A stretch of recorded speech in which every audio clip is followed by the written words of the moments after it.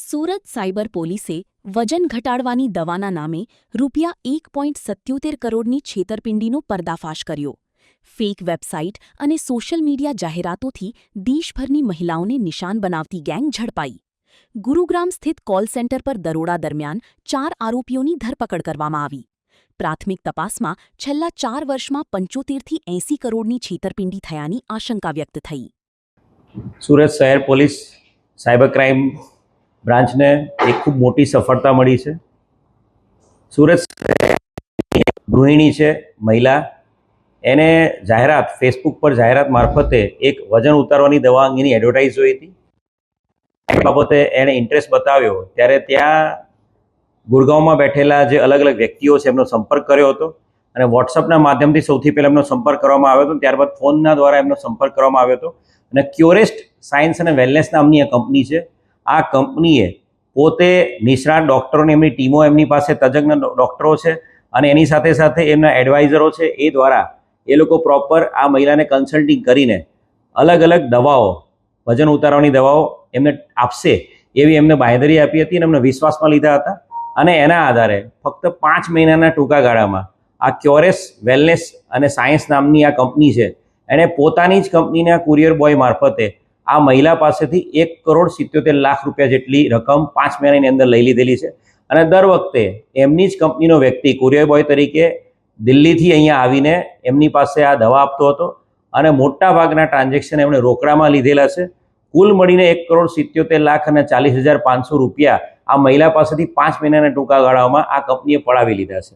અને ત્યારબાદ છેલ્લા ઘણા સમયથી ફરી પાછા આ કંપનીના લોકો જે બની બેઠેલા તૈયાર કરેલો છે અને ભવિષ્યમાં આપ જો નવું પાર્સલ લેશો તો પછી આપને કઈ રીતે મેડિકેશન લેવાની છે એ બાબતે અમે તમને ગાઈડ કરીશું. અને એના દ્વારા એમના દ્વારા ટોર્ચર કરવામાં આવતું હતું અને એ અનુસંધાને આ મહિલાએ તાત્કાલિક સાયબર ક્રાઇમ પોલીસ સ્ટેશનનો ડીસીપી વિશાખા જૈનનો સંપર્ક કર્યો હતો અને એક આખી આ ટોટલી ફેક કંપની મહિલાઓ, ખાસ કરીને મહિલાઓને પોતાની જાળમાં ફસાવી રહી હતી. સમગ્ર દેશમાં જે મહિલાઓને વજન ઉતારવા માટેની, ઘટાડવા માટેની, સ્લિમિંગ માટેની ટ્રીટમેન્ટ આપવાના નેજા હેઠળ આ કંપની કામ કરી રહી હતી.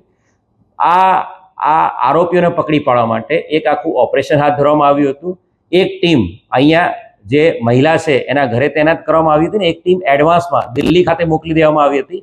અને પોલીસની હાજરીમાં, સાયબર ક્રાઇમની પોલીસની હાજરીમાં જ આ મહિલાએ એ વ્યક્તિનો સંપર્ક કર્યો હતો અને ત્યારબાદ ₹81 લાખ દવાના પાર્સલ આપવા માટે એમનો દિલ્હીથી કુરિયર બોય રવાના થયો હતો.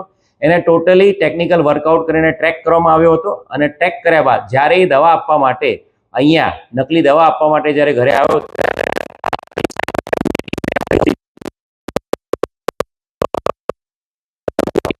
150થી વધુ જેમાં કોલ સેન્ટરમાં કામ કરતા કર્મચારીઓ છે, જેની અંદર મહિલાઓ અને પુરુષો તમામ સામેલ. એક આ કોલ સેન્ટરનો એક આખો પર્દાફાશ થયો છે. સાયબર ક્રાઇમની સુરતની ટીમની ફરિયાદના આધારે ત્યાં ગુરુગ્રામ, હરિયાણામાં ગુરુગ્રામ કમિશનરેટમાં પણ એક અલગથી એક FIR સાયબર ક્રાઇમ અંતર્ગત દાખલ કરવામાં આવી છે. આ જે આખો સમગ્ર બનાવ છે એની અંદર કુલ અત્યાર સુધીમાં 3 આરોપીને પકડી પાડવામાં આવ્યા છે, જેની અંદર જે કુરિયર બોય તરીકે નોકરી કરતો મોહમ્મદ હુસૈન, જેણે પોતાની ઓળખ રાહુલ રાજ તરીકે આપી છે, અને ત્યારબાદ એ કોલ સેન્ટરમાં કામ કરનારી છોકરીઓ હેના અને નિશા કુમારી, જેમણે પોતાની ઓળખ તન્વી શર્મા અને પ્રિયા ગુપ્તા તરીકે આપેલી છે. આ 3 આરોપીને અત્યાર સુધી ધરપકડ કરવામાં આવી છે. અને સાથે સાથે એક ઓમપ્રકાશ રજાક નામનો આરોપી, એ પણ ગયા મહિને કુરિયર બોય તરીકે આવીને લાખો રૂપિયાની દવા, નકલી દવા અહીંયા બેનને આપી ગયેલો હતો. એ ઓમપ્રકાશ રજાકને પણ દિલ્હીથી એને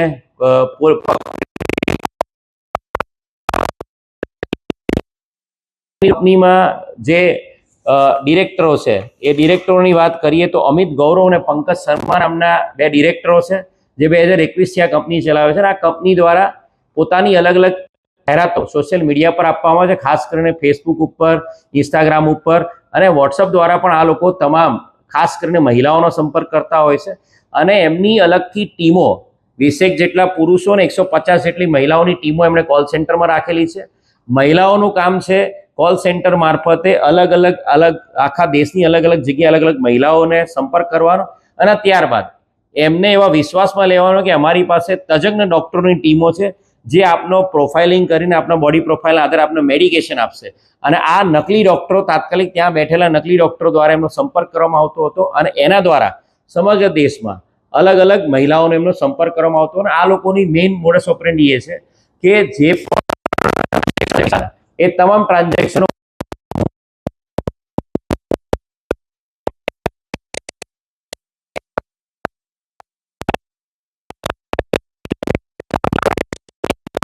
અને આ બેન સાથે જે આપણા ફરિયાદી બેન સાથે થયું છે એ પ્રમાણે 1,77,00,000ની અમાઉન્ટમાં ફક્ત 15,000 રૂપિયા જ વ્હાઇટમાં લેવામાં આવ્યા છે.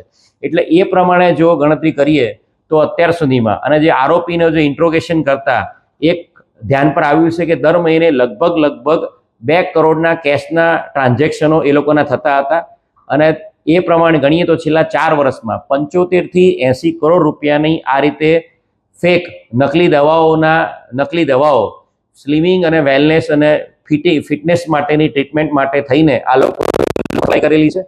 હાલ જે અમિત ગૌરવ અને પંકજ શર્મા આ જે મેઇન ડિરેક્ટર્સ અને ચીફ એડમિનિસ્ટ્રેશન ઓફિસર છે, આ આરોપીઓ હાલ ભાગી રહ્યા છે.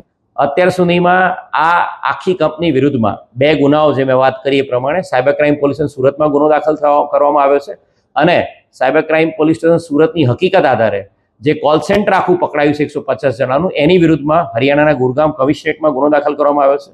અને આ ઉપરાંત NCCRP પોર્ટલ ઉપર પણ આ જ કંપનીના અલગ અલગ જે કોલ સેન્ટરના જે નંબરો છે એ નંબરો ઉપર ફેક પ્રોડક્ટ કરીને NCCRP પોર્ટલ પર પણ 4 જેટલી સાયબર ક્રાઇમની ફરિયાદો આ જ કંપની પર કરવામાં આવેલી છે.